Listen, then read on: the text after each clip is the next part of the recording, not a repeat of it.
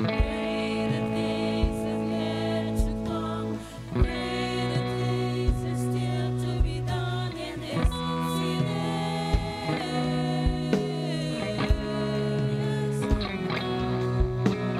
greater things have yet to come. Greater things are still to be done.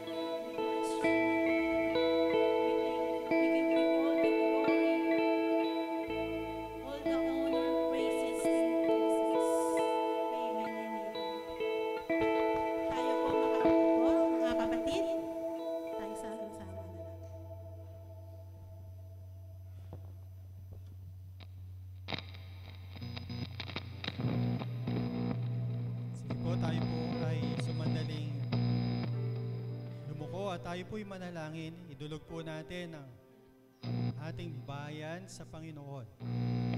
Lord, sa oras na ito, Panginoon, kami po'y lumalapit sa iyo, nananampalataya sa iyo na ikaw ang Diyos na mahabagin, Diyos na totoo, at Diyos na dumidinig ng panalangin, Panginoon. Kaya po, Lord, we humbly come down before you, Lord God, to your throne of mercy and grace, Father. And we know, Lord God, na ikaw po ang nakakakita ng lahat na nangyayari po sa aming bansa. Kaya po, Panginoon, we lift up to you, Lord God, ang aming bansa mula sa aming Pangulo hanggang sa pinakamaliit na nanunungkulan sa aming bayan, Lord. Bigyan niyo po sila ng kanilang mapangailangan. Even, Lord God, yung heart to really serve you, Lord. And to serve those who are their constituents, Lord God. We pray, Lord God, kumilos ka po sa mga elected and even appointed officials na sila po ang mithi lang nila, Panginoon, ay maitaas ang antas ng pamumuhay ng bawat Pilipino, Panginoon. Give them wisdom, give them a righteous heart, Lord God, to lead us, Lord, sa tamang direksyon. Lord, dalangin rin po namin, Panginoon, yung mga naapektuhan ng lindol, Panginoon. Have mercy on them, provide for them, at nawa ito'y gamitin mo para sila po'y makalapit, at gamitin mo rin po ito para kami po ay magkaisa bilang isang bansa, Panginoon. We also remember, Lord God, yung nangyayaring mga sakit, karamdaman, Panginoon, dahil sa influenza virus. Lord, we pray, have mercy on us, Panginoon.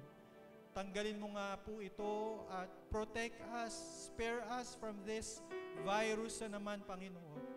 Heal those who are sick right now in Jesus' name, Panginoon. Lord, salamat po dahil ikaw ang Diyos na nagpapagaling. Ikaw ang Diyos na dumidinig ng mga panalangin na galing sa puso. Kaya po, Panginoon, itinataas po namin sila sa iyo. Maging, Panginoon, yung nangyayaring mga hearing regarding, Lord God, sa flood control. Panginoon, managot po ang mga taong may kagagawa nito, Panginoon. Lalo na yung nag-abuso ng kanilang kapangyarihan, Lord. Mataas man sila, sino man sila, Panginoon. Lord, may your righteousness prevail in this land, Panginoon.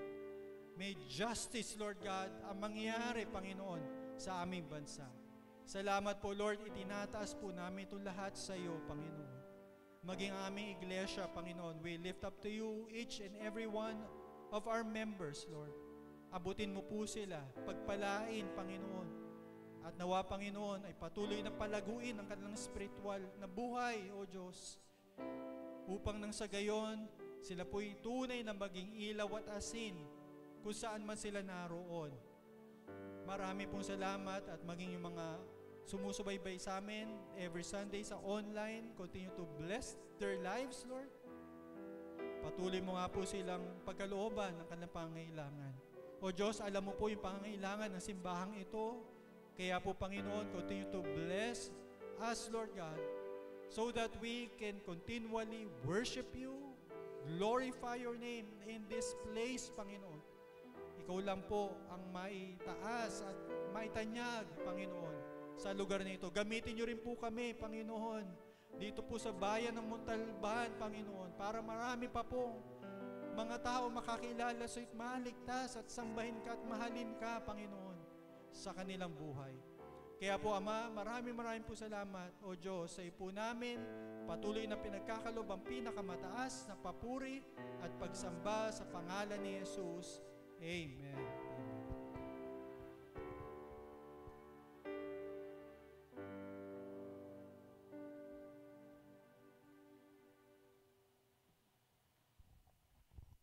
Okay, good morning.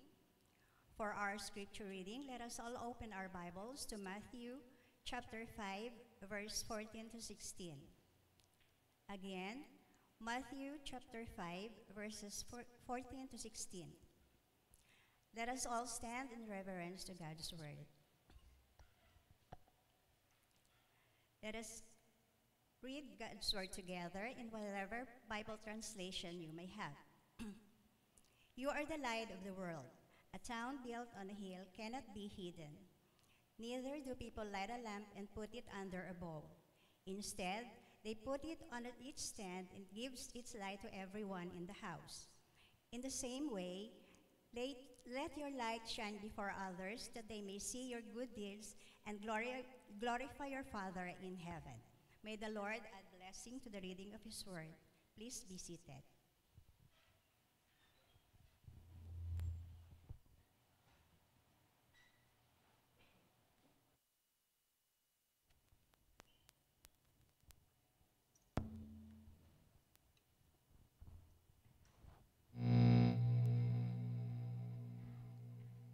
In the book of Nahum, chapter 1, verse 7 says, "The Lord is good, a refuge in times of trouble.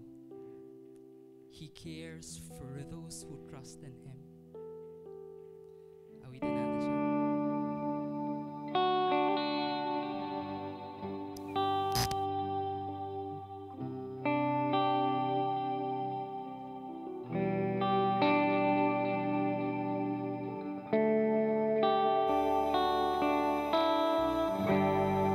I surrender, I will yield, I will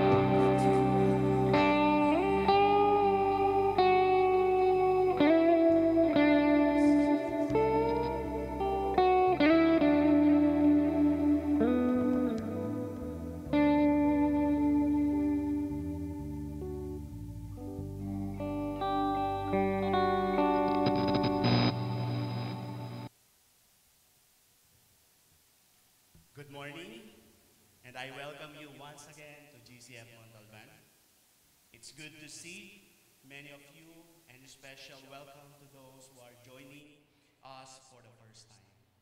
Today, we are very blessed to have a guest speaker with us. Elder Dylan Halili has been an elder of GCF Maine since 2012. He is 59 years old and has been married to his wife Missy for 34 years. They both have 3 children who are all professionals, one of whom is already married. He is the chairman of the family business which does logistics and transport. He has an undergraduate degree in speech and drama from UP Diliman and master's degree in communications from Ateneo de Manila University. He has a Master of Ministry, a Master of Biblical Studies, and is currently finishing a Master's of Divinity degree from Grace School of Theology. His ministry involvement in GCF is in the presiding and preaching ministries. He also conducts 3 weekly Bible studies online and face-to-face. Church, please join me for giving a warm welcome to Elder Dylan Halili.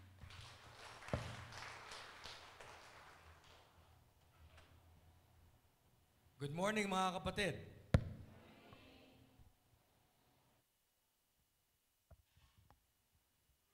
Let me get myself organized here. So I'm personally blessed. Ako po'y nagagalak at talaga namang natutuwa at binigyan niyo po ako ng ganitong pagkakataon upang tumindig sa inyong harapan at magdeklara ng mensahe ng Panginoon mula sa Mateo chapter 5, verses 14 to 16. Ang titulo po o yung ating pamagat ng ating sermon is Living the Mission Locally, based po dito sa Matthew chapter 5 verses 14 to 16. And thank you very much kay Pastor Arden sa mainit na pagtanggap sa akin at sa pag-anyaya din ni Elder Donnie. Siya po ay kaklasiko at ka-eskwela sa Grace School of Theology, kung saan po kami ay kumukuha ng aming mga master's degree. At talaga naman po, bigyan natin ng papuri ang Panginoon sa gawain niya dito sa GCF Montalban. Bigyan po natin siya ng isang malakas na palakpakan. Tayo po'y manalangin mga kapatid. Let's pray and open this study of the Word in a word of prayer. Ama namin Diyos sa langit, kami po nagpapasalamat dahil dakila po ang inyong pangalan. Kayo po ay gumagamit sa mga maliliit at mga simpleng mga kagamitan tulad po namin upang mayakag ang marami, maanyayahan ang marami, upang magkaroon ng personal na pagkakakilala sa Panginoong Hesus bilang sarili nilang tagapagligtas. Nawa o Diyos, sa aming pagpupulong ngayong umagang ito, ang pangalan ninyo lamang ang mabigyan ng luwalhati at papuri dahil kayo po lamang ang karapat-dapat na tumanggap ng lahat ng ito.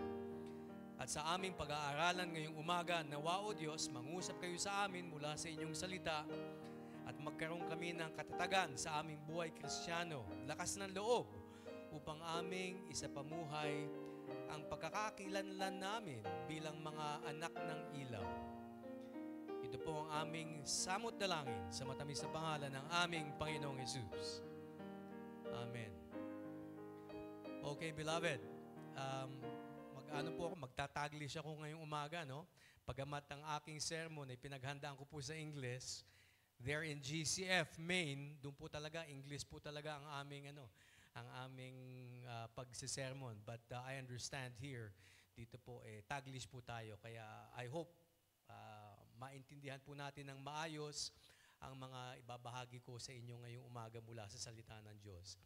Dalawa pong mga foundational principle ang nais ko munang pag-usapan. Mga prinsipyo po ito ng paglago ng isang iglesia lokal. Tingnan natin kung gumagana ito. Ayan, okay. Dalawang prinsipyo. Principle number 1. Okay? God causes growth. Ang Diyos po lamang ang pinagmumulan ng paglago. Okay? Napaka-importante po nito. Sabi po dun sa 1 Corinthians chapter 3 verse 6, Apostol Pablo nagsasalita, I planted, Apollos watered, but God gave the increase.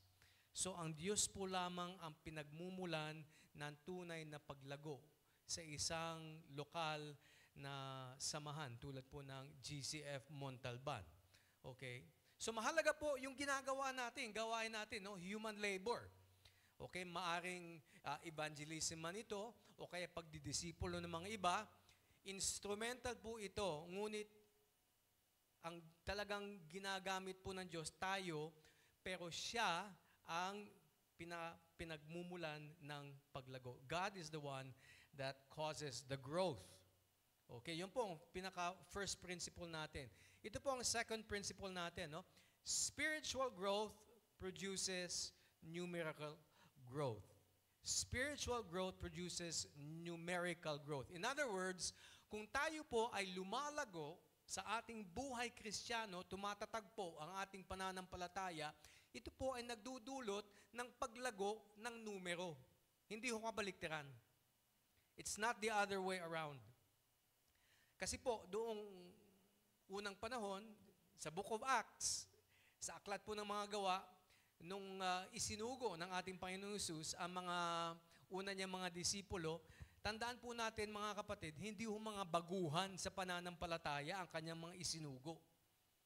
3 taon niyang kasama itong 12 o 11 na lamang po, yung isa po ay nawala, okay? Yung si Judas. Ngunit dun sa 11 na kanyang isinugo, 3 taon po niyang kasama sila. Natutulog, kumakain, okay? Kung saan-saan po bumabiyahe at sa gawain po ng ating Panginoon Hesus, magkasama po silang lahat. So hindi ho baguhan sa pananampalataya, naging mature na po sila. Magulang na ho ang kanilang pananampalataya sa Panginoon. At saka doon po nagkaroon ng, of course, growth, paglago doon. Pero wag ho natin kalimutan na yung paglago na yon ay dahil sa kapangyarihan ng banal na Espiritu. Sabi po ng Panginoong Hesus sa kanyang mga disipulo, you will receive power when the Holy Spirit comes upon you. So mga kapatid, okay, itong gawain natin dito sa GCF Montalban, yung una nating prinsipyo, napaka-importante, it is God who causes the growth. Okay? God. Ginagamit po tayo at importante magpagamit tayo upang lumago ang ating iglesia, ngunit tandaan po natin, ang pinagmumulan ng paglago ay walang iba kundi ang Diyos. At kung matatag po tayo sa ating pananampalataya, dadami po tayo. Dadami po tayo. Pero ang prinsipyo po, isipin po natin, kailangan lumago ang personal nating relasyon sa ating Panginoong Hesus. Our personal growth in faith is the source of the growth in numbers. So, itong dalawang prinsipyo po, napaka-importante. Ito po ang pinakapundasyon ng magiging sermon natin on Matthew chapter 5 verses 14 to 16. Ngayon po, nung ako po ay bata, napakadaming taon na po nakalipas, Kada summer po, itinatapon ako ng aking natapon ako ng aking ina at ama sa Pangasinan. Pinapauwi po ako doon kasi ang aking lola doon po, siya po ay isang public school teacher doon po sa may Pangasinan. At doon po sa bayan po namin sa San Fabian, may maliit na hong barangay doon, ang pangalan ay Binday. Yung daan po namin, papunta doon sa bahay ng aking lola, wala ho pong semento noon, lubak-lubak yon. At kailangan tumawid po kayo ng isang maliit na creek. So noon, nung kami po ay sinusundo, bago kami tumawid sa creek at papunta dun sa bahay ng aking lola, ang sumusundo ho sa amin kalabaw. At meron ho kaming pasagad. Doon namin isinasakay yung aming mga bagahe, sasakay kami dun sa may pasagad, tapos hahatakin kami ng kalabaw. Tatawid kami dun sa maliit na batis, tapos papunta po dun sa bahay ng aking lola. Pero ang isang bagay po doon po sa San Fabian, nung panahon na yon, wala hong kuryente. There was no electricity in Binday, San Fabian in the early 1970s. Matagal po bago nagkakuryente kasi pinakadulo po yung lugar po ng aking lola. At nung una po akong pumunta dun sa Binday, ang pinakaunang takot na nadanasan ko ay yung kadiliman. Kasi po, kung kayo galing dito sa Metro Manila, maliwanag di ba, sa Metro Manila. Pero dun po, indoors, outdoors, pag wala hong buwan, talagang wala ho kayong makikita. Talagang napakadilim. At maaring matakot ho kayo. Nung bata po ako, takot na takot ako sa dilim. Ngunit ang aking lola at ang mga kapitbahay po nila doon po sa May Binday, meron ho silang pinaggagalingan ng ilaw. No? Ang ginagamit po nila, mga gasera, maliliit na lampara. Kerosene lamp po yun. Ano? Bagamat maliit yung ilaw na yon at pag sinindihan yon, nagbabago ho yung atmosphere doon. Hindi na ho nakakatakot. Okay? Kasi pag walang ilaw po, kunyari, lalabas po, magbabanyo. Yung banyo po namin doon, nasa likod ng bahay, butas lang ho sa lupa. No? So pag gabi ho, kailangan mo magbanyo, kailangan may hawak kang gasera, lampara. Kasi maaring matisod ka sa bato at talaga namang, pag natisod ka, maaari kang masaktan. So ganun po kahalaga yung ilaw. No? So just like in the Christian life, even one light makes all the difference. Malaking bagay po ang isang ilaw. Lalo na dito sa ating mundo na punong-puno ng kadiliman. Ang sabi po na ang ating Panginoong Hesus sa mga mananampalataya niya, sa mga alagad niya, you are the light of the world. Yun ang po ang sabi niya. So, dito po, anong pangangailangan natin dito sa ating sermon? Bagamat dito po sa Pilipinas, ang tawag po sa atin, we are the only Christian nation in Asia and in the Far East. Tayo lamang po. Okay? Mula po dun sa Mindanao, hanggang doon po sa may South, doon po sa North po sa may Baguio, Cordilleras, down south all the way to Mindanao. Marami po sa ating mga kababayan, alam na po ang pangalan ng ating Panginoong Hesus. Kinikilala na po siya bilang Diyos. He is Jesus Christ, the Son of the living God. Namatay po siya sa krus ng Kalbaryo para sa lahat po ng kasalanan ng sanlibutan. At siya po ay nalibing at nabuhay na maguli makalipas ng 3 araw. Ang ating mga kababayan, naniniwala po, pinananampalatayanan po itong katotohanan ito.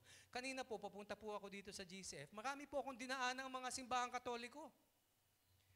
At sumasamba po sila sa parehong Diyos na ating sinasamba ngayon, ang ating Panginoong Hesus. Okay?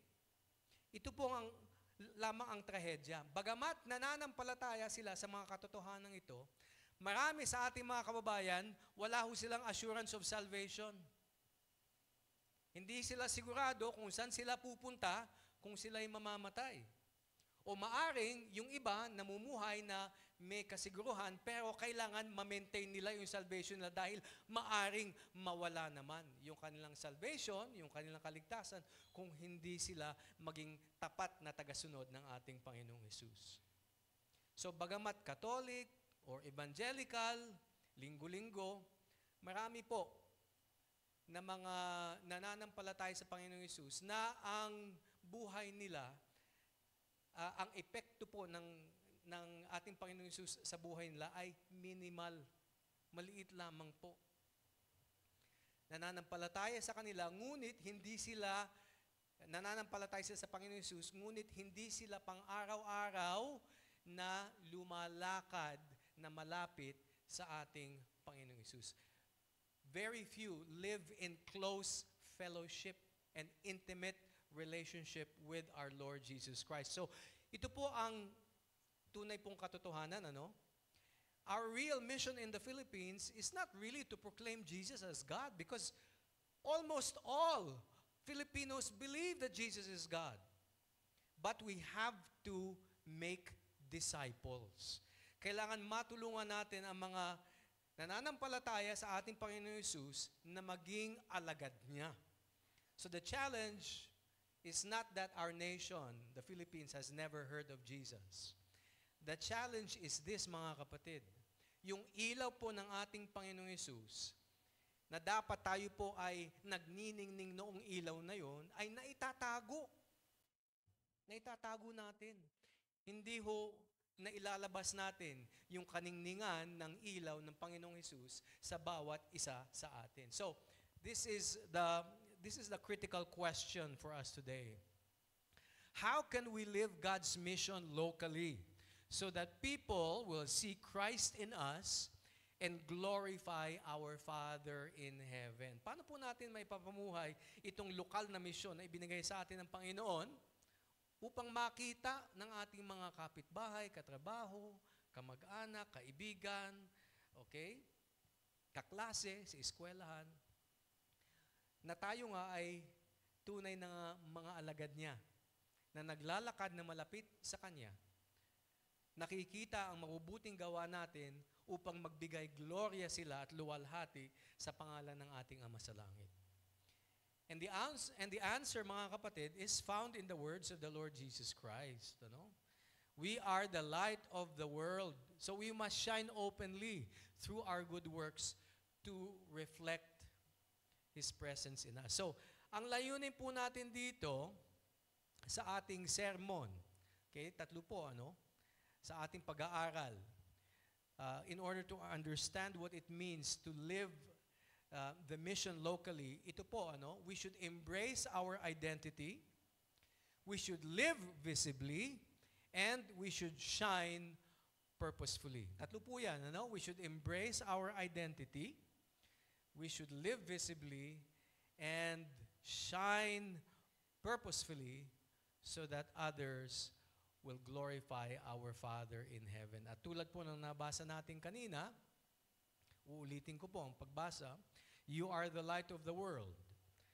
Sabi ng ating Panginoong Hesus, a city that is set on a hill cannot be hidden, nor do they light a lamp and put it under a basket, but on a lampstand, and it gives light to all who are in the house.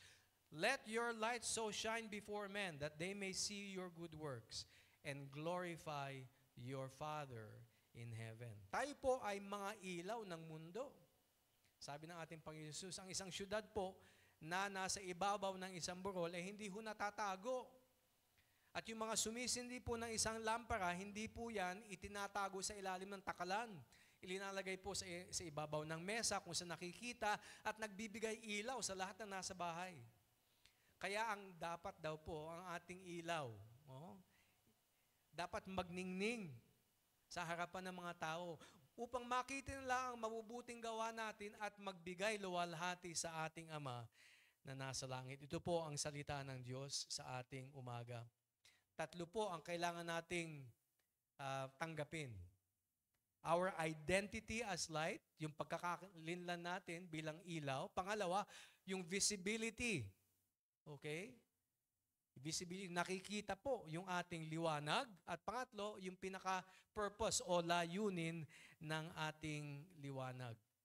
Ngayon po, pag pinag-uusapan po natin ang mission, usually, ang pinupuntahan po natin, yung anong teksto po yon? Doon sa may dulo ng Mateo, Matthew 28. Usually, yun ang missions, pinag-uusapan noon, Sabi ng Panginoong Hesus, go therefore into all the world and make disciples of all nations. Okay? Teaching them, baptizing them in the name of the Father and the Son and the Holy Spirit. Teaching them to obey all things that I have commanded you. And lo, I am with you always until the end of the age. Yun po ang ginagamit kadalasan pag pinag-uusapan po ang mission. Yun po ang tinatawag nating Great Commission. It is about the mission to the nation. Pero dito po sa chapter 5 ng Mateo, ito po naman ang testimonya natin bilang mga mananampalataya sa ating mga kapitbahay. Nag-uugnay po itong dalawang ito. Tayo po tinatawagan to go, humayo. Okay? Pero dito po sa Matthew chapter 5, sinasabi yung mga humahayo, anong klaseng tao sila? Sila yung mga anak ng ilaw. At kung nasaan man tayo, dapat doon tayo po magningning. Dapat doon po tayo magbigay liwanag upang makita na nasa loob nga natin nananahan ang ating Panginoong Hesus. So, both belong together. Ito pong text po natin ay isinulat ni Mateo. Ang pangalan po niya, Levi or Levi. Okay, masasabi po natin siya po ay isang tax collector. Nung unang panahon ho, ang tax collector, sumisingil ho ng buwis yan at hindi ho yan popular na tao nung unang panahon. Bakit po? Kasi doon ho sa Israel, sila po ay nasa ilalim ng emperador ng Roma. They were under the emperor of Rome.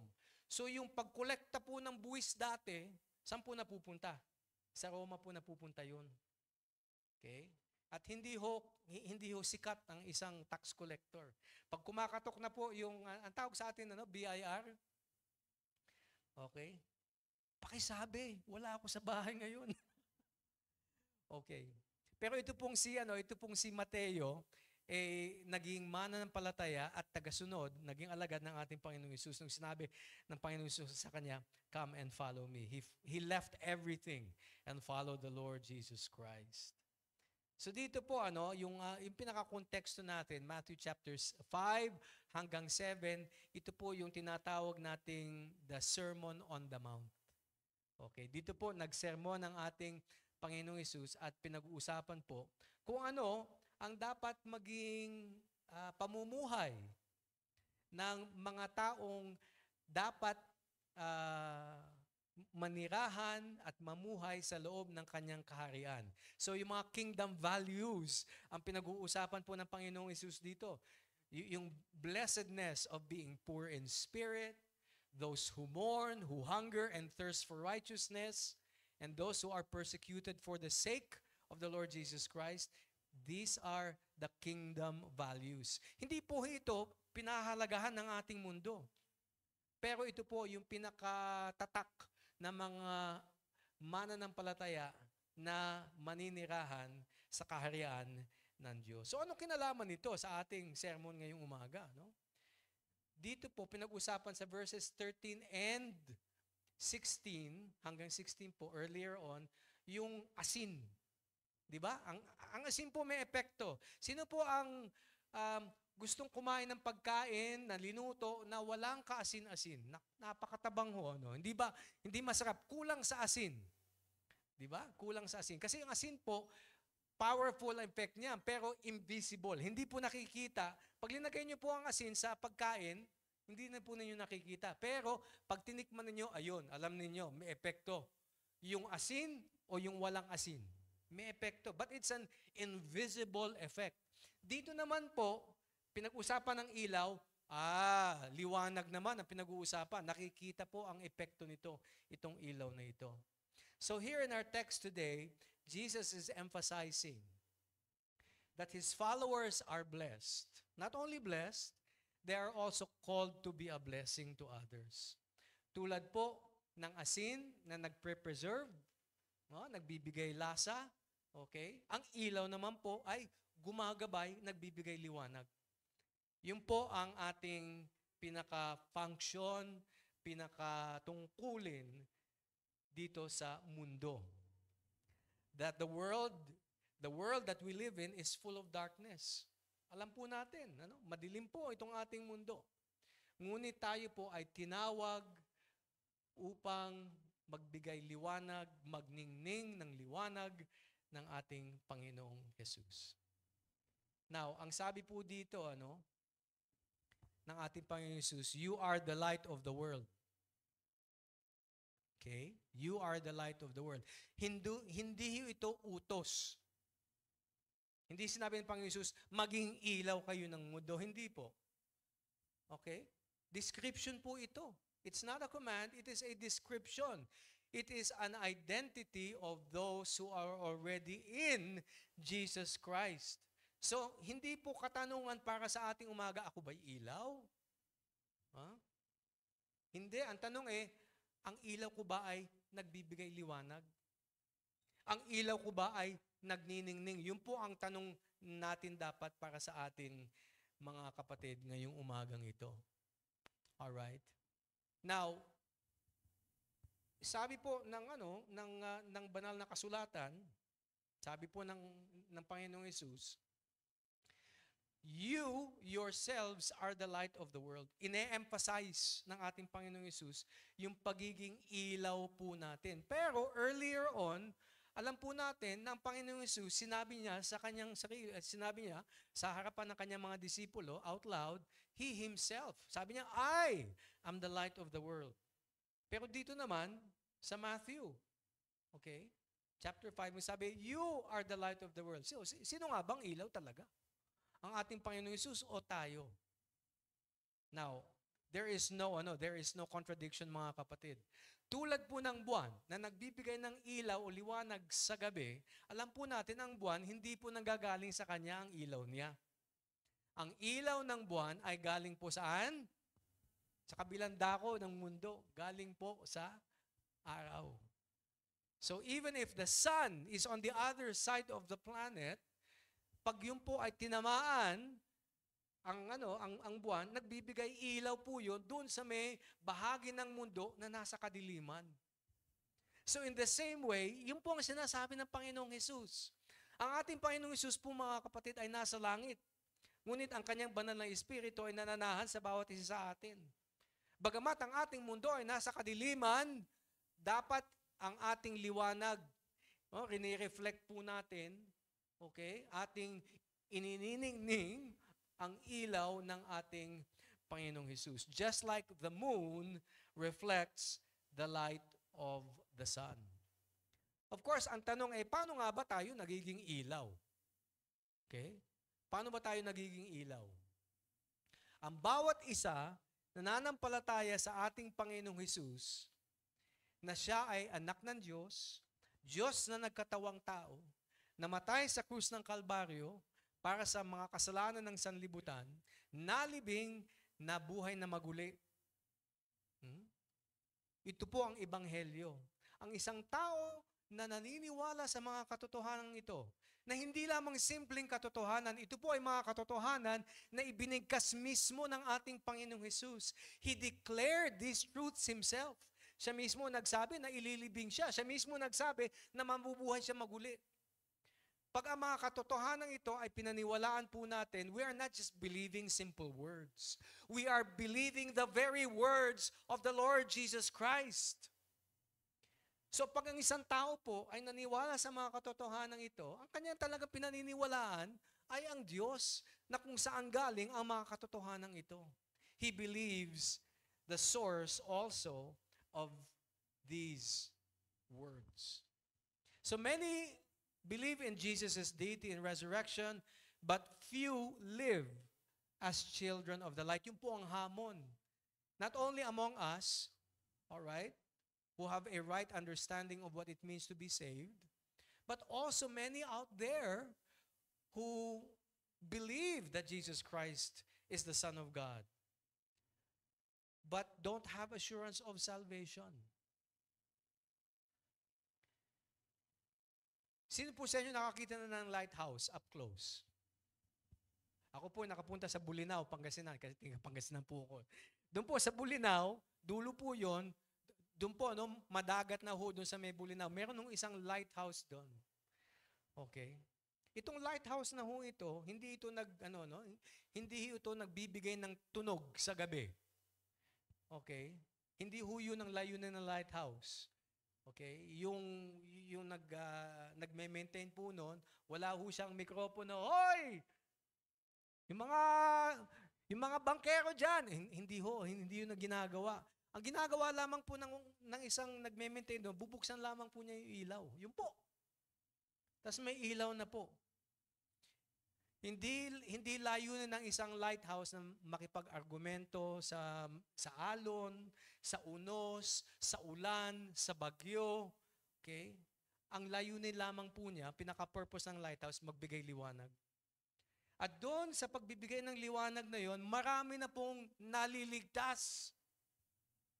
Doon lamang. Okay? Marami ng mga bangka, mga ships, mga bapor, hindi ho sila tumatama sa mga bato, naiiwasan po nila yon kasi nagbibigay liwanag, ito pong lighthouse. Simpleng tungkulin lamang, ngunit marami ang naliligtas. Ganun po mga kapatid. Ang tawag po sa atin, bawat isa sa atin.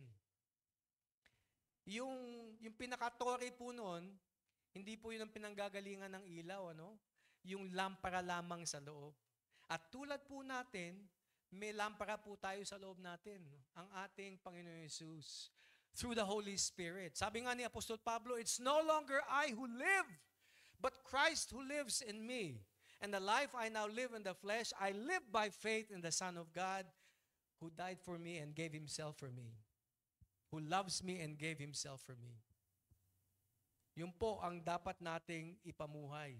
Yung ilaw natin, iningning po natin sa ating mundo. So,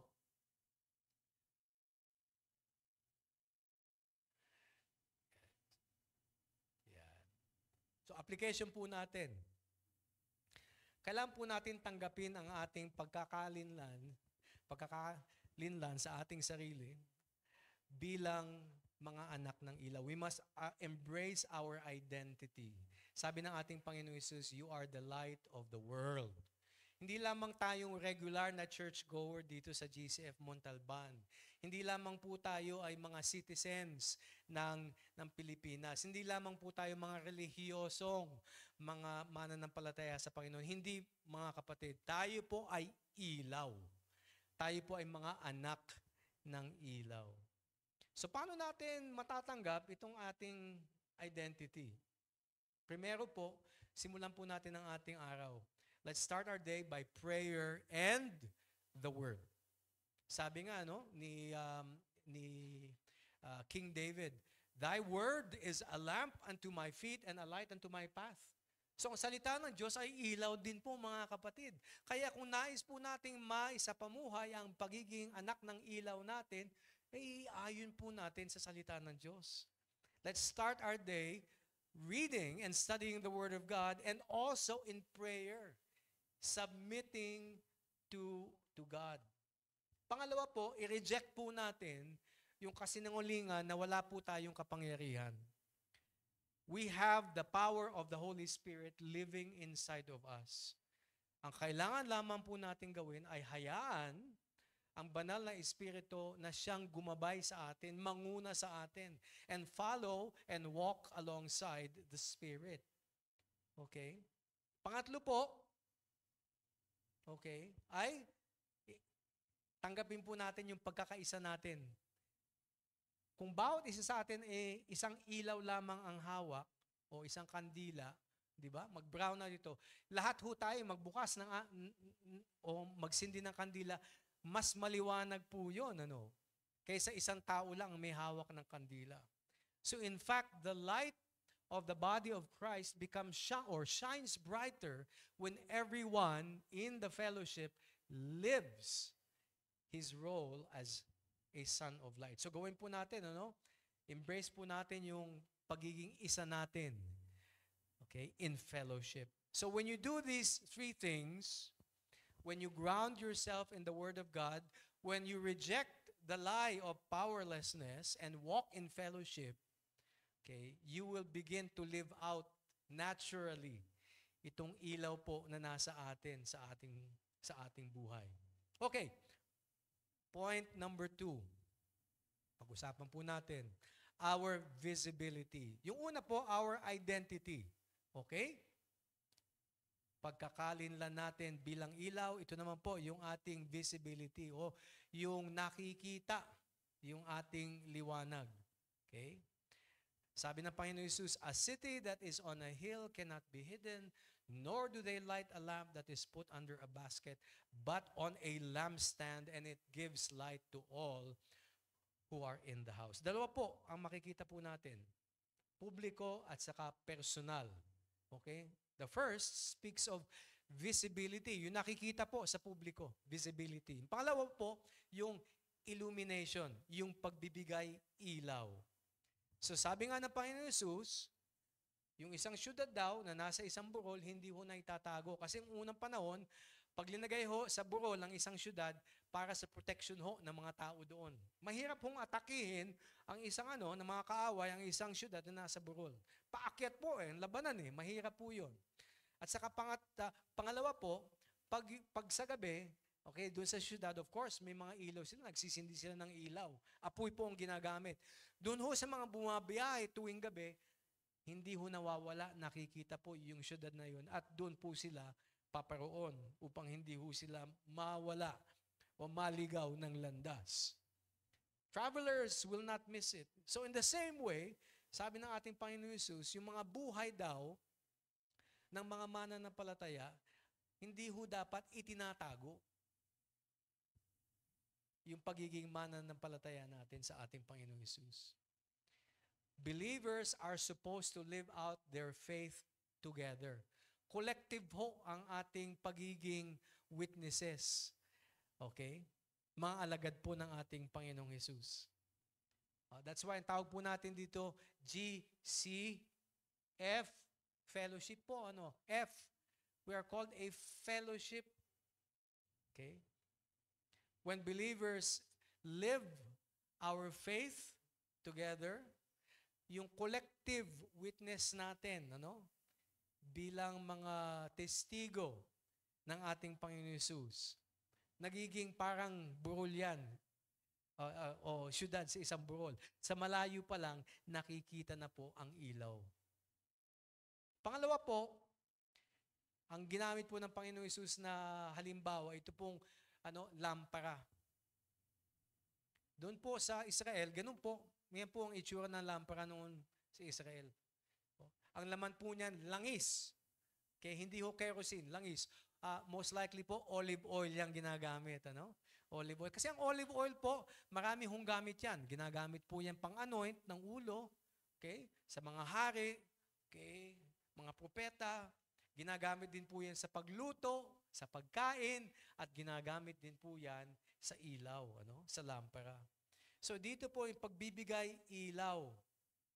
Wala hong nagsisindi ng isang lampara, tapos itinatago sa ilang takalan o na isang basket. No one lights. Bakit po? Siyempre, ano bang layun Bakit mo sisindihan? Tapos tatakluban mo din, hindi po ba? So, here is the point mga kapatid. Light is designed to be both visible and illuminating. Ang ilaw po dapat nakikita at nagbibigay ilaw. It is meant to shine openly and make a difference where it shines. At tulad po ng sabi natin kanina at uulit-ulitin po natin as we go through the sermon, many believers confess Jesus as Lord. Tinatanggap po nila ang pagkapanginoon ng ating Panginoong Jesus. Ngunit itinatago nila ang kanilang pananampalataya. Maaring they are fearful of ridicule. Baka loko-lokohin sila. Okay, pagtawanan. Maaring may pressure sa mga pamilya. Ayon lang sabihin na sila ay mananampalataya ng Panginoong Jesus. Baka ma-persecute sila ng kanilang mga family members. Hindi po ba? Maaring kumokompromiso kasi ayaw nilang mag-stand out. Yung buhay nila, gusto nilang halos kapareho ng mga tao. So, maari ding tinatawag nating apathy, yung kawalan na ng malasakit. So, we don't want these baskets to cover our light. Marami pong mga uri ng mga takalan o pagtaklob ng ating ilaw. Ano po, of course, ang tumataklob sa ating ilaw? Yun ang katanungan. Kasi maaring, pag hindi po natin tanggalin, marami pong nasa kadiliman ang mananatili sa kadiliman. Yan po. Sino po nakakit na ng bagyo? Sa atin, nakakit ng bagyo. Sino po nakaranas na yung ulap o yung pag nandoon? Nung nandun po. Ilang beses na po, pag ako'y umaakit ng bagyo, may mga panahon na talagang bumabagsak yung fog. Yung fog na yun, talagang ulap po yun, mga kapatid. It's really clouds because napakataas po ng bagyo, talagang ulap, natatakpan ng bagyo. So, pag nagmamaneho po tayo sa bagyo, dahan-dahan po. Pag maski naka-high beam ho, okay, dahan-dahan pa rin ang maneho. Pero pag may isang ilaw na nakikita po kayo doon, okay, mas nagagabayan ng isang nagmamaneho sa bagyo sa kalagitnaan ng isang fog. Okay? At maaring, pag nakita niyo yung pangalawa, pangatlong ilaw, ayun, nasusundan na niya. Yun po ang pinakamagandang ilustrasyon natin, mga kapatid, bilang mga mananampalataya sa isang fellowship tulad po ng GCF Montalban. Ang bawat isa po sa atin, mga ilaw. At pag magsama-sama ho tayo, hile-hilera, nagagabayan po natin ang mga taong nasa dilim. This fog might be the fog of sin. Okay? It might be the fog of compromise. It might be the fog of doubt. It might be the fog of fear. But when we live our light out, shine our light out, we are able to help those who are feeling or are experiencing darkness in their lives. Yung radiance po, yung kaningningan ng ilaw na binigay sa atin ng ating Panginoong Hesus, malaki po ang epekto niyan sa buhay ng mga ibang tao. So, tulad nga ng sabi ko kanina, ano po ang ano natin? Ano yung basket? Ano yung tumataklob sa ating ilaw? Di ba? Takot ba? Pressure? Kompromiso? Apathy? Okay? Whatever your basket looks like, mga kapatid, the light that should be guiding others should be seen by others so that we will not allow others to remain in the dark. Light is designed to be both visible and illuminating. Our third point, ito po ang huli nating punto ngayong umaga. Okay? This is our third point this morning. Our purpose as the light. Jesus moves from visibility to purpose. Ano bang pinakalayunin? Okay? Sabi, let your light so shine before men that they may see your good works and glorify your Father which is in heaven. So yung let your light so shine, hindi po yan suggestion. Hindi sinasabi ng Panginoon Hesus, kung pwede lang, pailawan mo naman ang buhay mo. Pwede ba? Hindi po, mga kapatid. Utos po ito ng ating Panginoon Hesus. It is a command that presumes that there is light that's already there. Andito na po ang banal na Espiritu nasa atin. Hindi po suggestion, hindi po nag-request ang ating Panginoong Hesus sa atin. Let your light so shine, sabi ng ating Panginoong Hesus, utos po yan. So it's a call to act. It's a call to active reflection. Number 2, before men. Dapat po yung ating ilaw ay nakikita po before men. Teka muna, may sinabi ang Panginoon Hesus doon sa may chapter 6, wag daw tayong gumawa ng mga buting gawa sa harapan ng mga tao. Ano po ba yon? Parang contradiction, ano? Pero hindi po contradiction yon. Yung iba po, gumagawa ng mabuting gawa para ma-attract po yung ibang tao sa Kanya. Ayaw po ng ating Panginoong Hesus yon. Hindi po natin layunin na buhatin yung sarili nating bangko para ma-attract yung tao sa atin. Hindi po ba? We shine our light because we have a different purpose. We point upwards.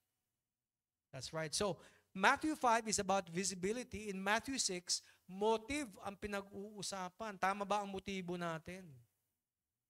So, ano po ang dapat makita? Sabi dito that they may see your good works. This is the divine reality of being a follower of the Lord Jesus Christ. Sabi nga ng ating Panginoon Hesus, di ba? Tinawag siyang good teacher. There's no one good except God. Ngayon po, pag tayo ay nasa Diyos, nananahan ng Diyos sa bawat isa sa atin, we have the potential to do good works. Nasa atin ang potential. Okay? Hindi lamang ito mga acts of religiosity, kundi po ito yung talagang pagpapakita ng tinatawag nating fruit of the Holy Spirit. Itong beautiful works na ito, evident po sila and they are wrought in God. Ang pang-apat po, sabi, and glorify your Father in heaven. Ito po ang pinaka-ultimate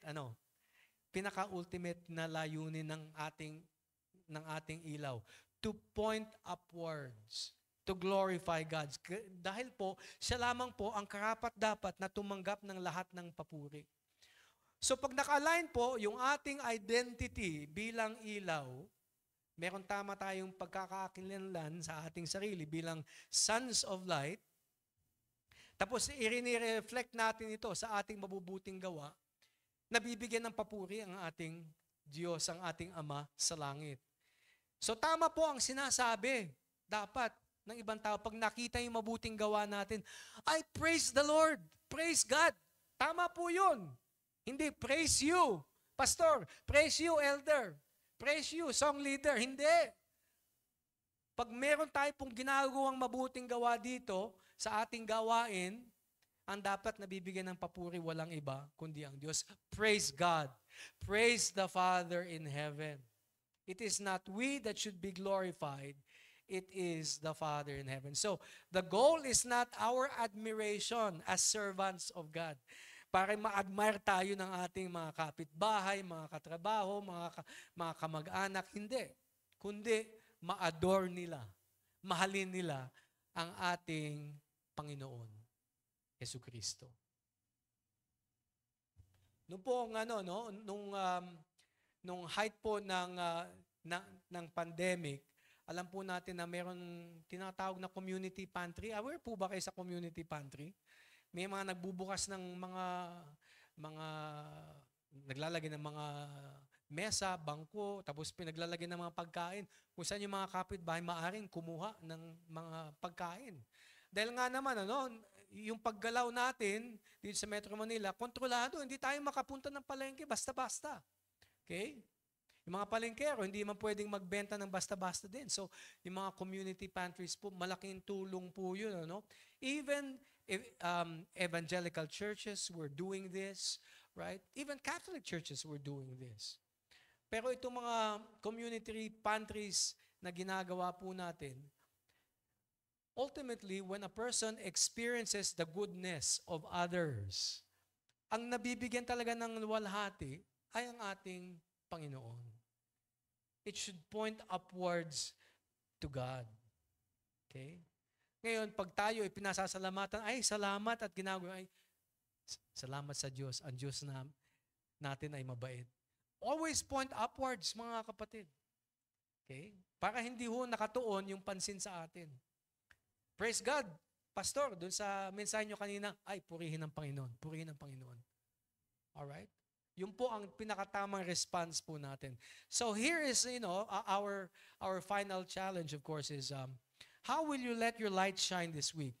In your family, in your workplace, or in your community? Paano po natin mabibigyan liwanag? Okay? Ang ating komunidad, ang ating pamilya, ang ating pinagtatrabahuhan. Paano natin maipapakita ang ningning ng ating Panginoong Hesus na nananahan sa bawat isa sa atin through the Holy Spirit. Remember, mga kapatid, our good works is not for us to be admired. They are about reflecting our Father. Let your light so shine among men so that they will not be seen to attract attention to us, but ultimately to glorify our Father which is in heaven. So when we talk about living the mission locally, ang tanong dito po sa may GCF, Montalban, paano po tayo mag-i-invite? Okay? Ang challenge po para sa atin, hindi po gawing mga evangelical, yung mga Katoliko. Hindi po yun.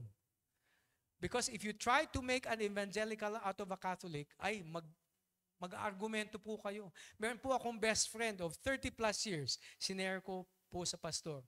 Maraming beses na nag-argumento kami at aking itinutukoy kung ano ang mali ng simbahang Katoliko. Dahil doon, mas lalo pa siyang naging Katoliko. Mas tumibay po yung kanyang pananampalataya sa pagiging Katoliko niya.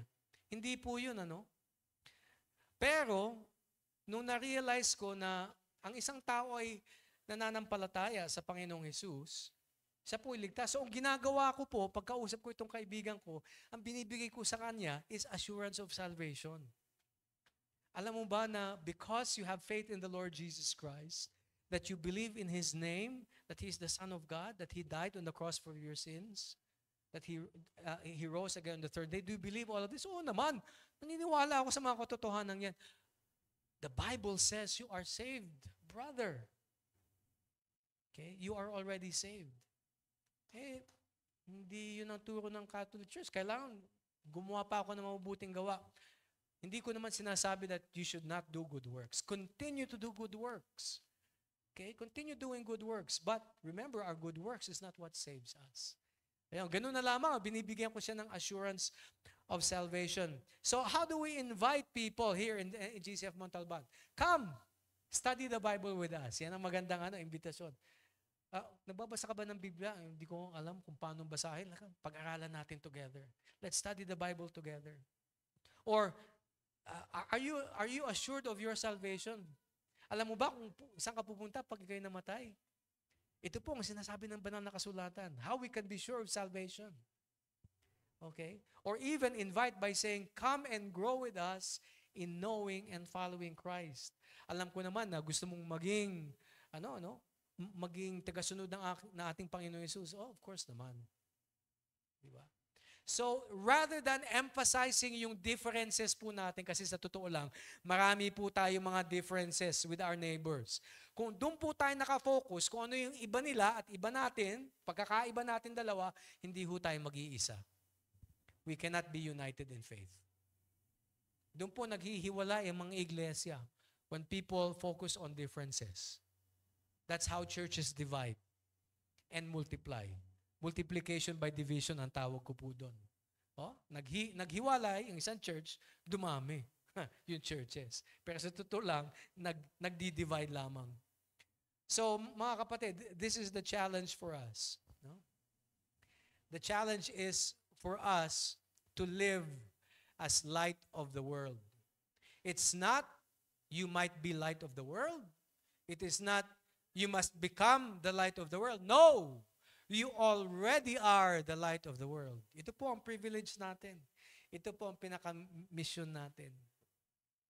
Sino po sa atin ang nakasakay na ng aeroplano at palanding dito sa airport ng gabi? Yan. Pag doon po sa malayo, sa Metro Manila, alam mo, sinabi ng we are approaching at the airport already. Ganun. Pagtingin nyo sa bintana, ulap, dilim, di ba? Wala kayong nakikita. Di ba? Nasaan ba tayo lalanding dito? Pero pag malapit na yung aeroplano, dito po, nasa ibabaw na ng Metro Manila, biglang, napakaliwanag na. Napakaganda. Di ba? Napaka-exciting lumanding po. Tayo po mga kapatid ay parang mga ilaw sa isang syudad. Bawat isa po sa atin. Ito po ang hamon talaga natin. We must live as light of this community together dito po sa GCF Montalban. This is the challenge for each and every one of us. Okay? So, dear friends, who will see your light this week? Sino makakita sa ilaw nyo itong linggong ito? Kanino nyo ininingning ang liwanag ng ating Panginoong Yesus sa linggong ito? Yung ba ay misis ninyo, asawa ninyo, kapitbahay, katrabaho, kamag-anak? Remember, do not hide your light under a basket. Let it shine. Okay? Let it shine. Live the mission locally. Because when they see your good works, they will glorify not you, but our Father which is in heaven. Tayo po yung manalangin, mga kapatid. Our God in heaven, we are thankful for truly you have challenged us this morning to live as sons of light. Kami po ay mga anak po ng ilaw. Salamat sa hamon mula sa aming Panginoong Hesus na aming ipamuhay ang pinakalayunin namin bilang mga anak ng ilaw. Nasa aming paggawa ng mga mabubuting gawa, makita ng komunidad ang ilaw ng Panginoong Hesus sa bawat isa sa amin at mabigyan ng gloria ang inyong pangalan, O Ama sa langit. Magbigay ito ng pagkakataon sa bawat isa sa amin upang maanyayahan namin sa mas malapit na relasyon ng aming mga kapitbahay, mga kamag-anak, mga katrabaho, na siya namang naniniwala na sa aming Panginoong Hesus bilang Panginoon, bilang Diyos. bilang manliligtas na namatay sa krus ng Kalbaryo. Bigyan niyo po kami ng pagkakataon upang maging ilaw sa kanilang buhay. Ito po ang aming dalangin sa matamis na pangalan ng aming Panginoong Hesus. Amen. God bless you all, mga kapatid.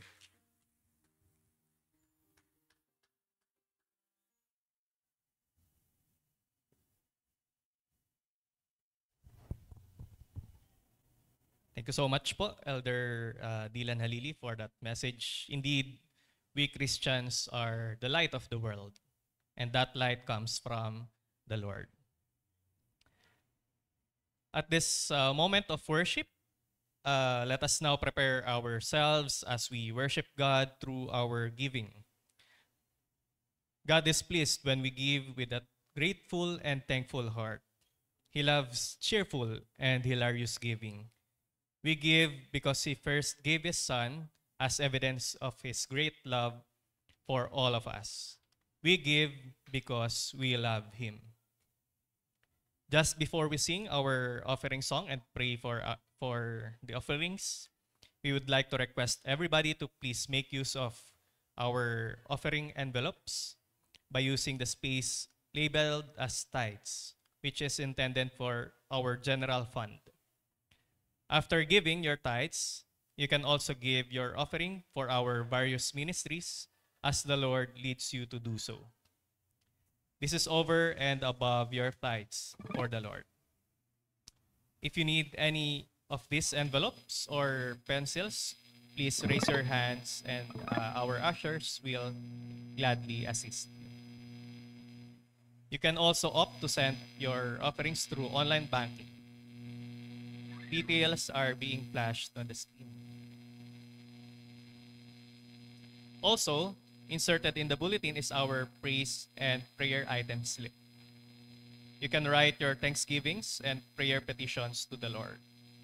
After writing, you can drop them in the box provided at the usher's table as you leave later. Also, we would love to be with you in our midweek prayer fellowship every Wednesday from 7 to 8:30 in the evening. We would also like to briefly acknowledge that our flowers today are offered to the Lord by Brother Carl Hayo and Sister If everyone is ready to worship the Lord through our giving, then let us all stand once again as we sing our offering song.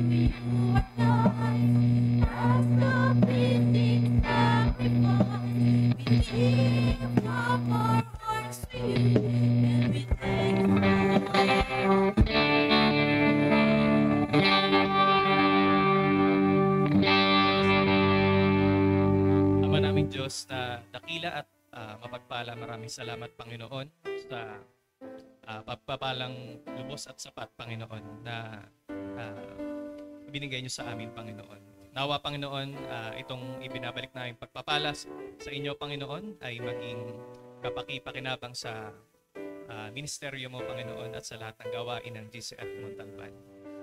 May you continue to shower us with your blessings Panginoon so we may be financially stable Panginoon and you sustain us Panginoon. Sustain our daily living Panginoon. We thank you and we glorify you in Jesus' name. Amen. For our announcements, you can find them in the slip inserted in our bulletin, which you can bring home with you later. Please read with me the announcements we have today. First announcement for Sunday service starting on November 2. Our worship service will be a single service only. Yan. So starting po sa November 2, isang worship service na lang po tayo. Alright? And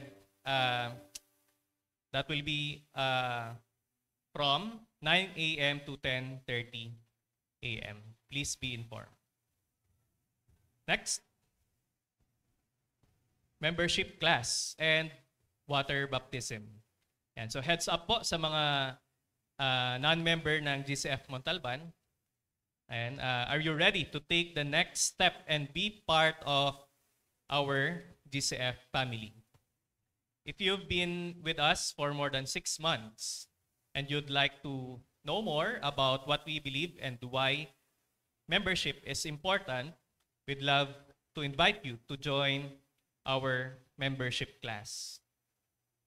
It is a 2-part class, and it will start on November 8th, and then the next session will be on November 15, both Saturdays at 2:30 p.m. After completing the membership class, the next step in your faith journey is water baptism. Water baptism po is public declaration of your faith in Jesus Christ, symbolizing your death to an old life and resurrection to a new life with Christ. We are delighted to invite everyone who finishes the 2-part membership class to participate this momentous event on November 22. That is on Saturday. Let us meet at our church, dito po, at 9 a.m. You can sign up po at the usher's table after the service. For questions and queries, just look for Sister Susan Tacuban. Yun po, nasa likod po. Or Brother Jaime Nazareno. They'll be happy to help you out. We're excited to walk this journey with you. And lastly, couples ministry. Ayan. So sa lahat po ng couples, we are excited to invite you to the continuation of our Bible study series on the Song of Songs. We have reached chapter 6, and we warmly invite everyone to join us as we explore the beauty of God's love. The next study will be on October 26, immediately following our second service here at the worship hall. Feel free to stay as food will be provided. For more information, please don't hesitate to reach out the Tanael couple. We look forward to seeing you there.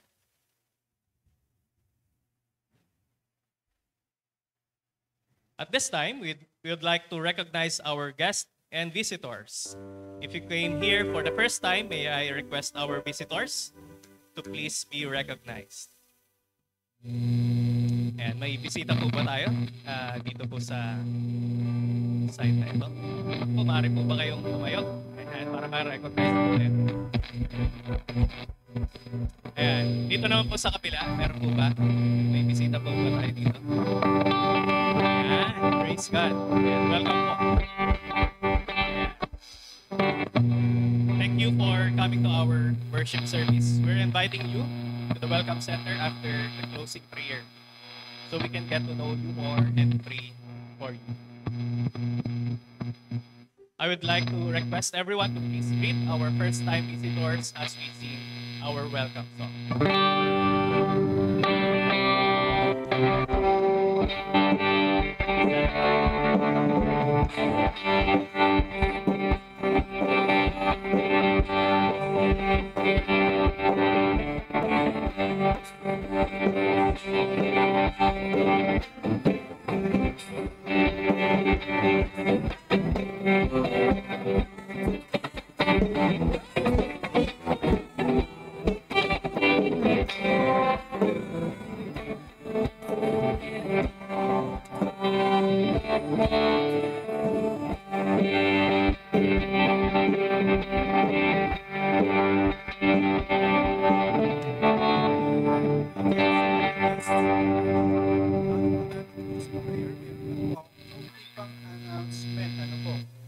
Last Sunday, no, nagkaroon tayo ng mga nomination, and kasi ito yung buwan or taon na magkakaroon muli tayo ng lead, mga elders and deacons.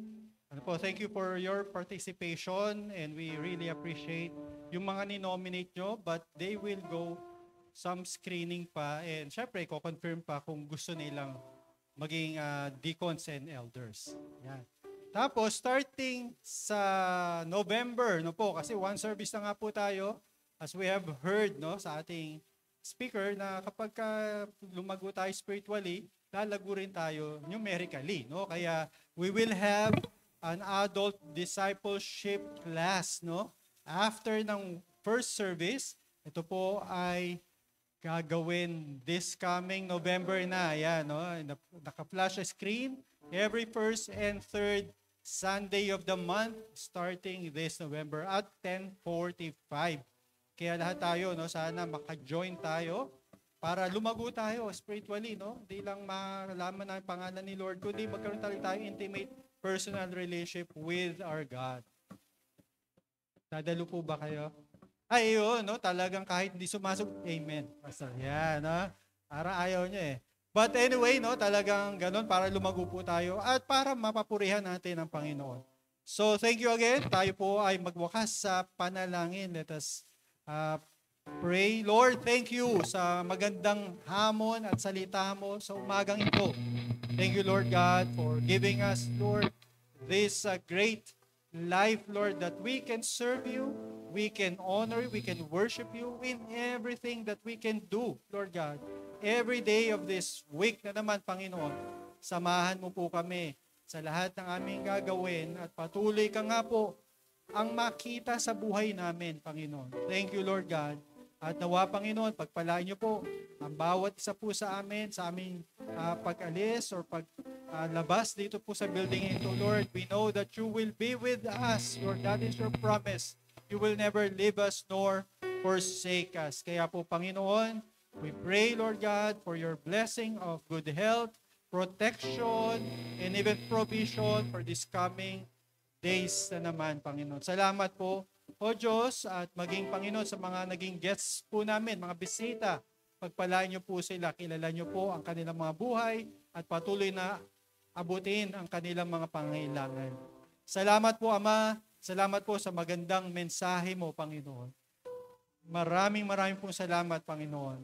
The Lord bless you and keep you. The Lord make His face shine upon you and be gracious to you. The Lord lift up His countenance upon you and give you peace. In Jesus' name, amen. At bago po tayo magpapatay, kami din natin siya.